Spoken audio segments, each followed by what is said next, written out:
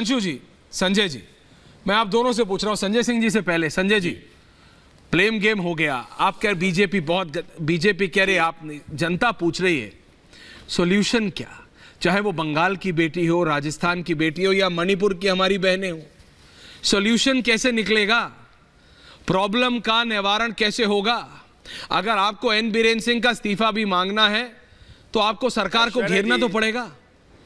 संजय जी का ऑडियो जी। ऐश्वर्य जी, हाँ ऐश्वर्य जी, देखिए ऐसा है कि समाधान तो जो सत्ता में रहेगा वही निकाल सकता है ना। कानून व्यवस्था इनके हाथ में है, सेना इनके पास में है, पैरामिलिट्री फोर्सेस इनके पास है। अगर ये विपक्ष की मदद चाहते हैं तो मैं आपको बता रहा हूं जिम्मेदारी से, क्योंकि मैं अपनी पार्टी का लीडर हूं राज्यसभा में, मैं गया था उस मीटिंग में। हमने गृह मंत्री जी से अनुरोध किया कि गृह मंत्री जी एक ऑल पार्टी डेलीगेशन वहां पे भेजिए, वहां की जनता का विश्वास जीतने के लिए कुछ प्रयास किया जाए। हमने कहा जो चर्चेस तोड़े गए हैं, जो मंदिर तोड़े गए हैं, उनके पुनर्निर्माण की, उनके धार्मिक गुरुओं से बातचीत करके एक सौहार्द बनाने की कोशिश कीजिए। हमने कहा ये मुख्यमंत्री जो है ये बिल्कुल वहां अपराध को कंट्रोल नहीं कर पा रहा है, इसको हटाइए। कोई एक बात नहीं मानी गई। और देखिए सुधांशु जी, मैं आपसे फिर कह रहा हूं, अगर आप अपनी ही बात को मान रहे हैं तो आप अपनी ही बात को मानिए, मैं उसको कॉन्ट्राडिक्ट नहीं कर रहा हूं। आप ये खुद कह रहे हैं कि गृह मंत्री ने पहले सदन में बयान दिया अगस्त में कि एनआरसी पूरे देश में लागू होगा।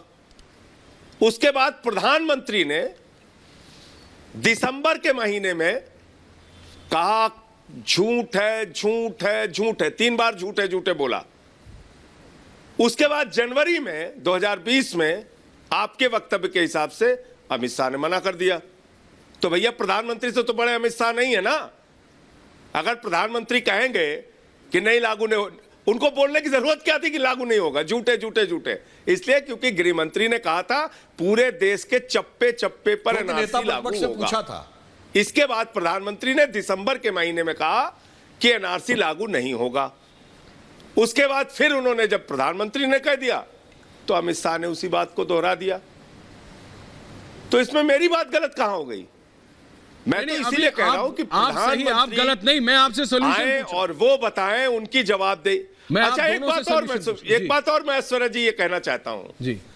नहीं, मैं एक बात और कहना चाहता हूं बोलिए जी, कि आखिर प्रधानमंत्री जी को बोलना क्यों नहीं चाहिए? उनको क्यों नहीं बोलना चाहिए? किसने मना किया? भाई प्रधानमंत्री जी दुनिया भर में यात्राएं करते हैं, देश भर में जगह जगह जाके चुनाव की रैलियां करते हैं। प्रधानमंत्री जी एक क्रिकेट खिलाड़ी की उंगली टूट जाए तब भी अपनी संवेदना जाहिर करते हैं।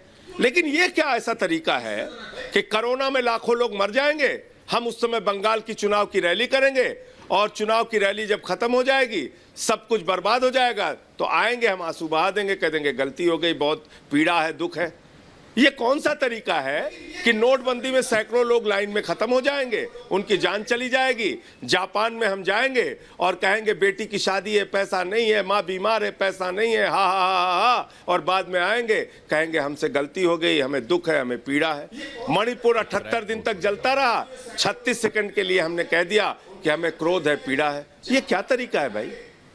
अगर आप में वाकई संवेदनशीलता है सुधांशु जी, तो आप जाइए, चाहे मणिपुर का दौरा करके आइए, और अगर मणिपुर का दौरा नहीं भी कर सकते हैं तो कम से कम आके सदन में वक्तव्य दीजिए, दोनों सदनों में। आप तो बहुत अच्छा भाषण देते हैं भाई, 1.5 घंटे भाषण देते हैं हमारे प्रधानमंत्री। जवाब आ रहा है संजय जी? 1.5 घंटे भाषण देते हैं। संजय सिंह जी जवाब आ रहा है।